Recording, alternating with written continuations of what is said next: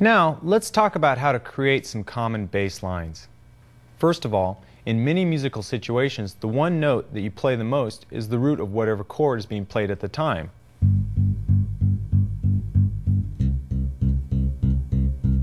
And that's perfectly okay. Occasionally, you'll want to play some other notes to add some color to your bass line. So you can turn to arpeggios to find which notes to use. An arpeggio is made up from the notes of the chord played one at a time. Let's start with the arpeggio from a very common chord type, the major chord.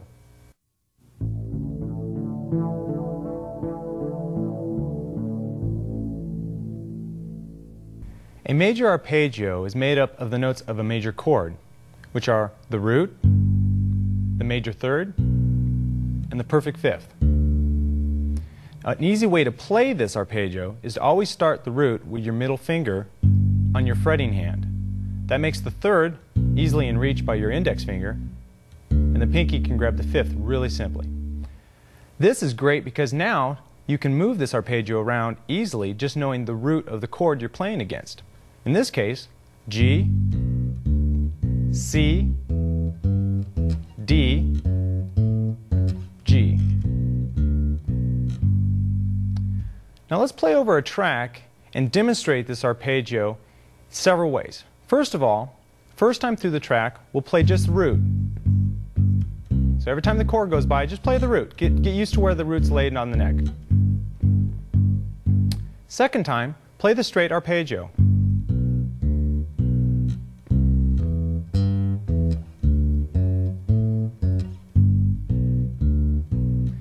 And the last time we go through it, we'll play a little variation that sounds kind of like a blues bass line.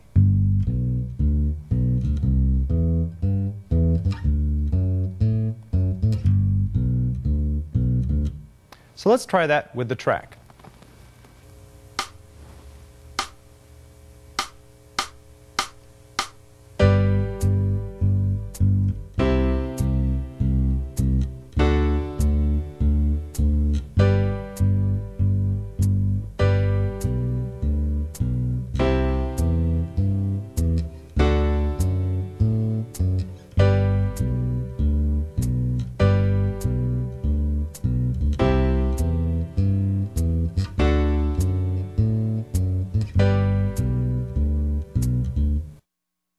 Great.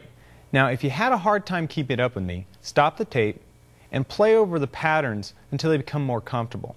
You may want to use a metronome so that you practice in consistent time. Once you feel you've got it together, start the tape and see if you can play along smoothly and comfortably. Now, let's cover a different kind of arpeggio for a different kind of chord, and that's the minor chord.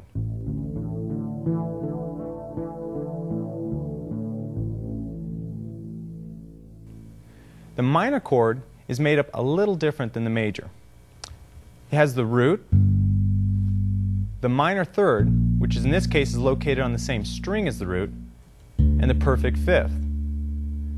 Now, this is a great pattern here and a position to play it because you can always start the chord or the arpeggio with your first finger. This way, just like in the major arpeggio, if you're playing G minor, you can go. Then you can play C minor, D minor, and you can do it real simply by just keeping the same pattern for any chord. Let's also consider, what if we wanted to play the arpeggio with an open string as the root? Well, now we have to change our position a little bit. Let's say we're doing an E minor. We'd have the open E. We'd go up 3 frets from the string, the open string we're playing, and we play the third. We go up 1 string and down 1 fret and grab the fifth. Real simple. So now our pattern for using open strings would be.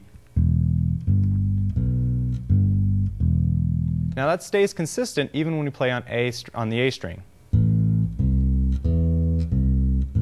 and the D. With this next progression, we're going to use all minor chords and a combination of open position and closed position arpeggios. The first chord is A minor, so you'll play it like this. Next chord, D minor. You're going to move to B minor, and you have to use a closed position here. And then E minor. We'll also use a different rhythmic feel, and we'll play some variations. The basic feel we'll use is based off of eighth notes. Previously, in the major arpeggio groove, we played all on the downbeat if you're tapping your foot to the rhythm. That's called quarter notes. Now we're going to play when the foot goes down and up, which is eighth notes. So the first time we play it, we'll play just the roots. So we'll play A, D, B, and E. Next time we'll play the arpeggio, but we'll play 2 eighth notes per note of the arpeggio, like this.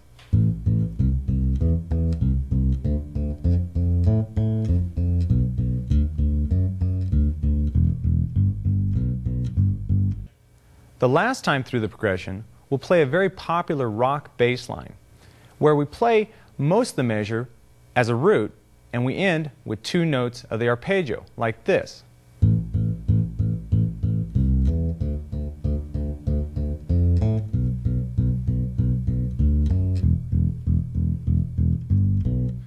So let's remember that, put it all together, and play with the track.